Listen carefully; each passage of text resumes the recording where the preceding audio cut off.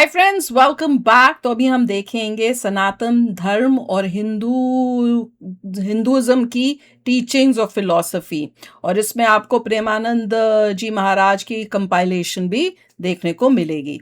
तो वीडियो शुरू करते हैं। वीडियो शुरू करने से पहले अगर आप चैनल पर नए हो और आपने अभी तक सब्सक्राइब नहीं किया तो जल्दी से पहले सब्सक्राइब के बटन और बेल आइकन को क्लिक कर लो ताकि आपको हमारे सारे न्यू वीडियोस के नोटिफिकेशन मिल जाएं जैसे हम अपलोड करें। अगर आपको वीडियो पसंद आता है प्लीज लाइक एंड शेयर। चलिए शुरू करते हैं। सबसे बड़ी पूजा क्या है?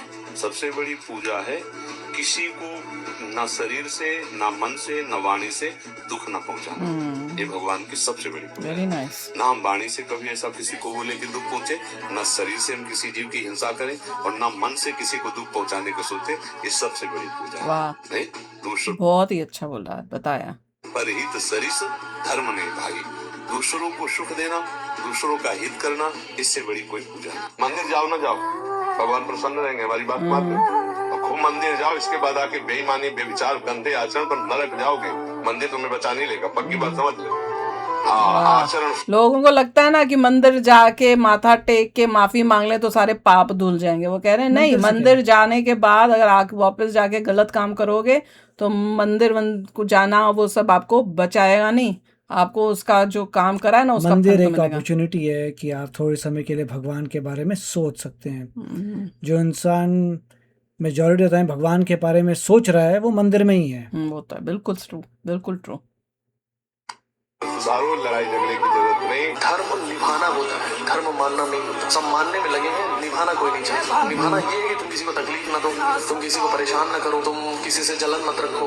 वो मुश्किल है, पूजा करना आसान है। तो लोग पूजा करके अपना काम खत्म कर देते हैं। और जहाँ आप निभाने पे आ जाओगे और जहाँ लगेगा कि यार गरीब है, भूखा है, इसको खाना देना पड़ेगा, तो तुम्हारे जेब से 20 रुपया नहीं निकलेगा। वो धर्म है, वो निभाना है, वो कर लो। मुझे लगता है हम सब उस स्थिति में है जहाँ किसी न किसी की मदद कर पाए, चाहे हमारा कितना बुरा नहीं चल रहा। जब कर पाओ तो कर लो। सक्सेस या फेलियर बहुत ही अच्छा बताया था कि धर्म जो है निभाओ, मानना नहीं है। मानना का मतलब होता है बस पूजा कर दिया और मैंने मान लिया।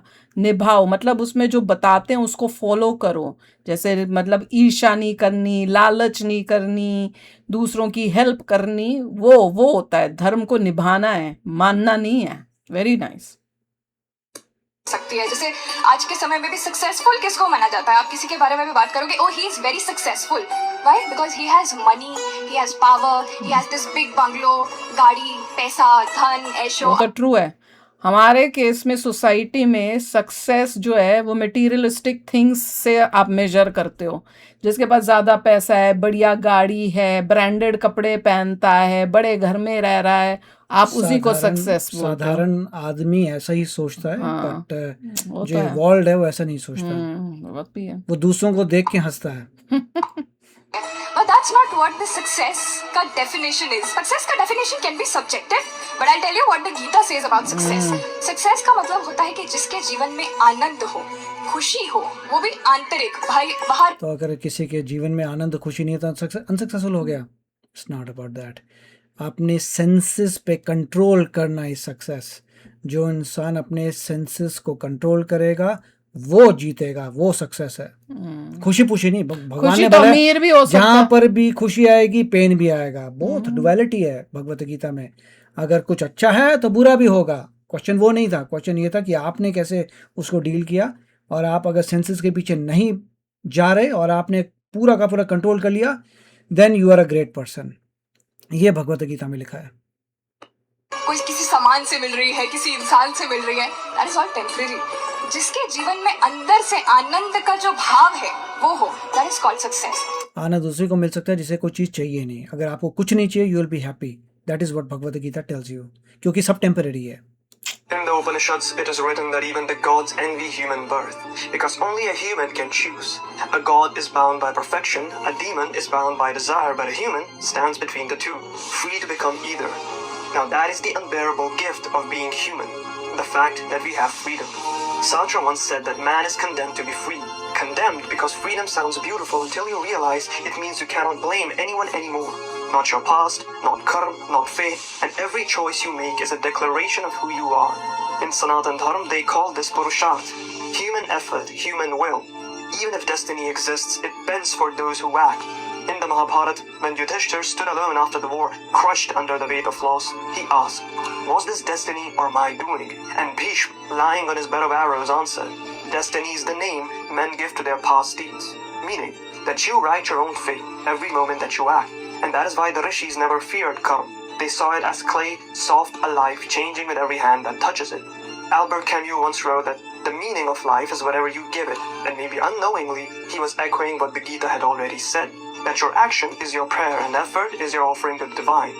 That is the real burden of being human. Not देखिए ये सब जो है गपशप है, अच्छा कार्य करिए, that is the main thing. किसने भगवान ने बोला नहीं बोला ये nobody knows, you were not there, but the point is Bhagavad Gita ने क्लियर किया है कि आपको जो है अच्छे तरीके से जीना है, अपने सेंसेस पे करना है, बार बार यही बात कही है। That is Control your senses, right? Senses सबसे डिफिकल्ट वही है। बहुत डिफिकल्ट है दैट्स इट, यार। कंट्रोल मैं तो साफ बोलता हूँ, मेरे तो कंट्रोल सेंसेस जिसने अपने सेंसेस कंट्रोल कर लिए, बहुत। That's all. भगवान कोई ये सब करने से तुम्हें कुछ गेन नहीं मिलेगा और कोई लॉस नहीं होगा, दैट्स व्हाट। अगर मुझे कुछ चाहिए नहीं तो मैं हमेशा खुशी रहूंगा, मुझे कुछ चाहिए नहीं था तो मिला ना मिला फर्क ही नहीं पड़ा, आई डोंट नीड इट, होता है। सो सब कुछ बढ़िया रहेगा। आप सेटिस्फाइड रह रहे हो तो but the potential that you have, because potential means choice and choice means weight. The Katha जो Upanishad फ्री विल की बात कर रहे हैं वो everybody has free will, not just Hinduism, every person born on earth has free will, उसमें कोई चिंता वाली बात नहीं है। says the soul stands at a forked road. One path is Preya, pleasure. The other is Shreya, the good. The gods already walk the good. The beasts already follow pleasure. Only humans stand between both, deciding every moment which one you become. So the question isn't what's your fate. The question is what are you choosing right now, because heaven and hell aren't somewhere else. There are two possibilities within you, and that is the terrifying, divine weight of being human. अगर भगवान हर जगह है तो फिर हमें मदद interesting था। वो कह रहे हैं एक भगवान जी होते हैं और एक डेविल्स होते हैं, जैसे बोलते हैं ना राक्षस या कुछ उस टाइप से। तो भगवान जो होते हैं उनका पाथ और डेविल्स का पाथ, डेविल्स जो है प्लेजर में और उस टाइप से हैं, और इंसान जो है वो बीच में है, वो चूज कर सकता है। अगर करेक्ट करने की को अपने आपको पता है क्या चाहिए, तो आप प्लेजर छोड़ के अगर इस डायरेक्शन में तो भगवान की प्राप्ति होती है, उस साइड जाओगे तो राक्षस की प्राप्ति होगी, मतलब नरक पहुंचना पड़ेगा, गंदे काम होंगे, प्लेजर्स के पीछे भागोगे। भगवत वो तो गीता यही में बात ज्यादा फोकस आपके ऊपर है, उसमें ज्यादा फोकस नहीं है इन सब चीजों के बारे में। पर बोला अच्छा था, बता रहे हैं कि ह्यूमन के पास, हमारे हर के पास जो है वो चॉइस है। अब आप खुद चॉइस करो कि आपने अपनी जिंदगी में कौन सा पाथ लेना है। जाओ ना, हम तो बोल रहे हैं, मैंने तुमको फोर्स किया कभी? मैं तो यही बोलता हूँ ना कि आप अगरबत्ती लगाओ तो एनवायरमेंट पॉजिटिव होगा आपका। मैंने भी तुमको एक पंचमुखी बजरंग बली दे रखा होगा। हमसे लोग पूजा के लिए बोलते हैं, हम उनसे बोलते हैं कोई पूजा की आवश्यकता नहीं। शंख बजाने से कोई भगवान नहीं प्रसन्न हो जाता है, मंत्रोच्चारण करने से कोई भगवान नहीं प्रसन्न हो जाता है। शंख बजाने के पीछे में भी उसका रीजन बताया गया, आपका ब्लड का सर्कुलेशन अच्छा होता है, एनवायरमेंट अच्छा होता है, मंत्रों के उच्चारण से भी आपका विल पावर बढ़ रहा होता है। तो निश्चित तौर पर अनिवार्य नहीं, लेकिन कब अनिवार्य हो जाता है? जब आपको तकलीफ होती है। भगवान क्या है? भगवान किस रूप में आएगा आपको मदद करने? इंसान के रूप में आएगा ना। भगवान के रूप में गण आते हैं और वो आपको मदद करके निकल जाते हैं। भगवान को आप घर में मानो नहीं मानो कोई जरूरी नहीं कि ढोल नगाड़ा लगा के पूजा पाठ करो, पर क्योंकि ये संसार जब तक कोई चीज दिखती नहीं है ना, तब तक उसके पीछे उसका झुकाव नहीं होता है। इसलिए उनको उस धारा में जोड़ने के लिए एक ये अनिवार्य है। हमारी पूजा पद्धति, हमारे संसार बहुत बढ़िया रहे, इसलिए मंदिरों में जाने की सलाह देना चाहिए और जाना चाहिए। मैं मूर्ति की पूजा करता हूँ, इसलिए तुमने मूर्तियाँ तोड़ी। मैं मंदिर में पूजा करता हूँ, इसलिए तुमने मंदिर तोड़े। लेकिन तुम भूल गए, मैं सूर्य की पूजा करता हूँ, हिम्मत है तो बुझा दे। मैं चंद्रमा की पूजा करता हूँ, हिम्मत है तो हटा दे। मैं जल की पूजा करता हूँ, हिम्मत है तो सुखा दे। मैं वृक्षों की पूजा करता हूँ। ये पूजा करना ज्यादा फोकस नहीं है, फोकस है अच्छे कार्य करना, अच्छा इंसान बनना। It's not about worshipping. भगवान ग्रेट है, भगवान ऑलरेडी बोला नोस। भी था अभी एक इससे पहले वाले में भी बताया था, ये मंदिर जाके इतना करके आया, भगवान तो ऑलरेडी ग्रेट काम है। अच्छे करो, उसी से भगवान improve करो, भगवान that is जी the main thing. आपके क्लोज हो जाओगे आप। राइट।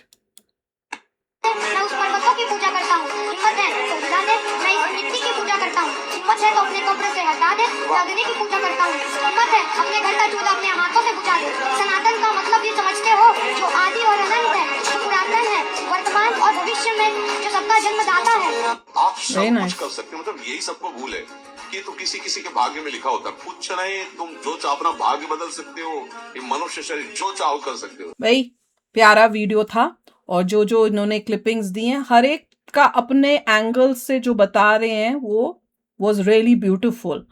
एक जगह बता रहे हैं कि देखो कैसे सनातन धर्म को नष्ट करने की कोशिश की जा रही थी, क्या हुआ था। तो उसमें भी भैया तुम कैसे नष्ट कर लोगे, कि अगर तुम मंदिर तोड़ देते हो या तुम हमारे मूर्तियां तोड़ देते हो, उससे क्या होगा। हम तो सूरज की भी पूजा करते हैं, हम तो चांद की भी पूजा करते हैं, अग्नि की भी पूजा, हम तो नेचर की पूजा करते हैं, नदियों की पूजा करते हो, क्या उसको नष्ट कर दोगे। मतलब जो बिलीव्स हैं, जो इतना पुराना है, उसको तुम टाइम हैज़ प्रूवन कि तुम नहीं कर सकते। वो बहुत प्यारा बोला था।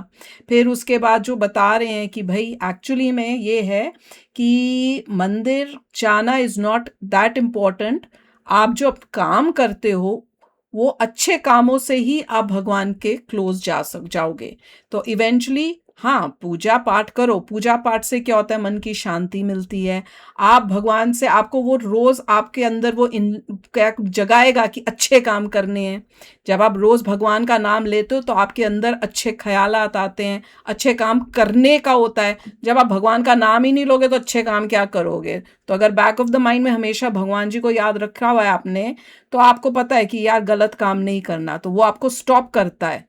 मैंने तो ये देखा है कि भाई, और एक दूसरी बात हमने पिछले वीडियो में भी ये बात की थी कि देखो भाई, जब प्रॉब्लम हो या दुख हो तभी खाली भगवान जी को जो है ना याद करो मत, खुशी के टाइम भी करो। हर दिन थोड़ा टाइम स्पेंड करके भगवान का नाम लो। नहीं तो आजकल के टाइम में भगवान जी का नाम हम तब लेते हैं, उनकी याद तभी आती है मोस्टली जब कुछ प्रॉब्लम हो रही हो या हम दुखी हो या परेशान हो। तो भैया वीडियो बहुत ही प्यारा था। मिलते हैं नेक्स्ट वीडियो में बहुत ही जल्द। Till then take care and bye bye.